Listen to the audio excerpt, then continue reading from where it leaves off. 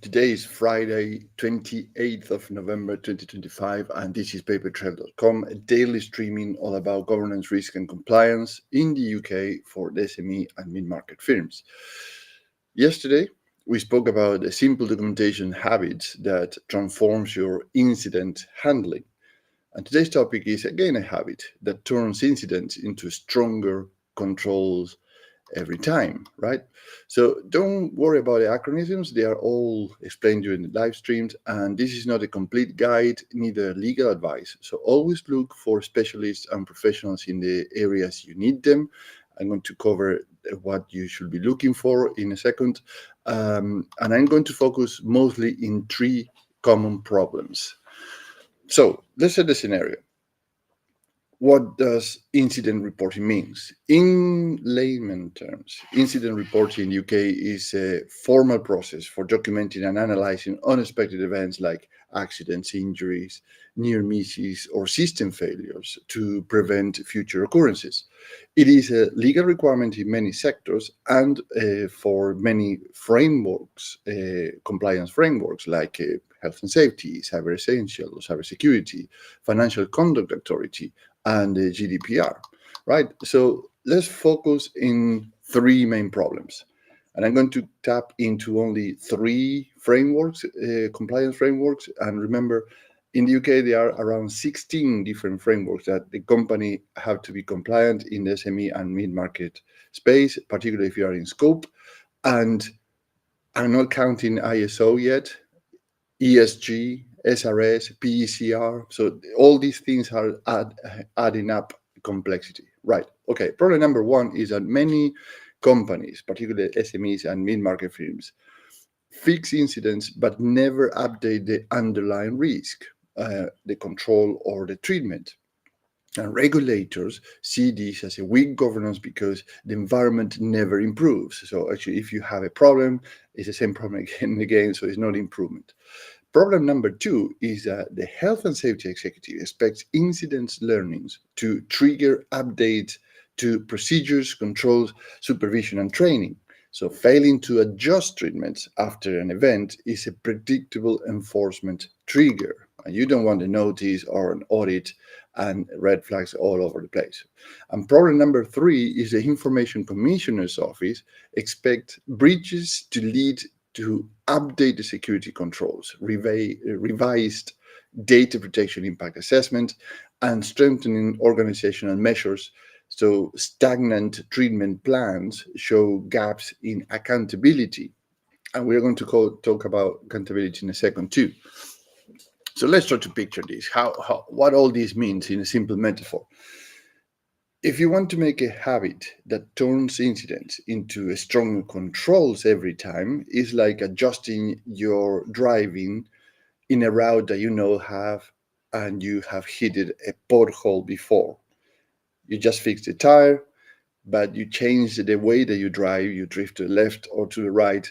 Next time you go to the same place so you don't hit that pothole again, right? But more importantly, when you have controls, then the next driver that actually is doing the same route will have a very clear signal in their navigator, GPS, or whatever is the case that they're using. So they know there's a pothole there, so they can drift to the left or the right, so they don't hit that again. So that's the constant improvement that the regulators are looking for. Hopefully that makes sense. So three options to solve this very quickly. And one is after each incident, reassess the linked risk, update the likelihood, impact or detection difficulty, and review whether the current treatments, when we mentioned that a week ago, avoidance, reduction, transfer, contracts, and acceptance need to be changed. The second solution is strengthen controls based on what actually failed. Add checks, revise procedures, update training, enhance monitoring, or change supplier expectations. This matches with the guidance from the Health and Safety Executive, the Information Commissioner's Office, and the Driver and Vehicle Standards Agency. And number three, avoid this trap. Local fixes. Single site changes that never update the central control set. If a maintenance lapses, data errors, or service defect happens once, it can happen anywhere else, the system changes, right? And we mentioned again prior to the pothole example, you have to change things, actually centralize and have a register of all these things, so everybody is in the same page, as we say.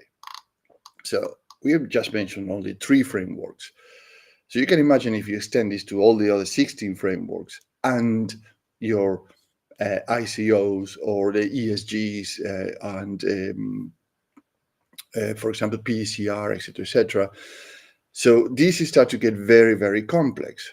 So particularly for SMEs and mid-market companies, where there are no dedicated teams, officials, or personnel within the company to run these compliance requirements.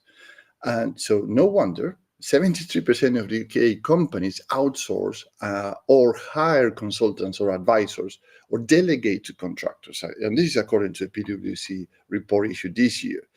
So what you should be looking for, remember that I say I'm going to address what you need to look into when you're hiring or outsourcing. It's you need to have a baseline, or at least a baseline in mind. And here are 3 things that you can do when you looking to outsource these things or you need help outside. So what you should be looking for first is what the outcome that they provide. So do they turn each incident into an automated follow-up cycle? So this is tasks, owners, evidence, updated scoring, and refreshed treatment, all links to the underlying risk, right? Remember the pothole. Number 2, which is the differentiator they are providing. How do they address risk treatments across the avoidance, reduction, transfer, contracts, and acceptance? Are recalculated automatically, giving you a live view of residual exposure across plants, fleets, and services teams, or is something actually is another generic spreadsheet that had to be filling? Yeah, it is a guidance, but you have to babysit a spreadsheet, another one, right? 3, which is the risk reduction factor that they provide to you, how they help you to reduce your risk. Do they produce impact, likelihood, detection with time-sensitive scores, evidence, and control trends updated in real time? So creating a documented, regulator-aligned audit trail of continuous improvement. Right. So how you can test this today if you have all these? Very easy. Pick one incident from this quarter and update all these things: the link treatment, add or adjust a control, strengthen supervision, or change monitoring frequency. And as you go along, time yourself. If you cannot do this in 10 minutes, you will probably need to consider a stronger, more reliable solution for your company. And I'm saying this because yesterday, and we published this yesterday, companies spend, in particular SMEs and mid-market firms, they spend between 6 to 12 hours just chasing evidence. 6 to 12 hours per week, per person, in these kind of requirements. So you can imagine, so you cannot spend more than 10 minutes doing something like that. If you spend more than 10 minutes doing something like that, so hours start to pile up just on chasing paperwork, admin. So where is the productivity of that person that, or the skills or the expertise that should be deployed in something more productive, that grow your company, make you more profitable, etc., etc. But at the end, they are doing admin, pretty much doing something actually should be automated. So there is a faster, more reliable, and easier way to do this. This is with PaperTrail, our software. You automate the full incident from the incident to treatment cycle, so everything, and keep everything under control with the risk attached and the scoring and the evidence set aligned across all your operations, right? And all the frameworks based on your company profile. So if you want to picture this in a way, is these are regulatory requirements, your company profile that matches these requirements, and then from there you have the controls and the evidence. And remember, evidence is the last, or not the last, is the best defensible position that you can have in front of any audit, notice, requirements,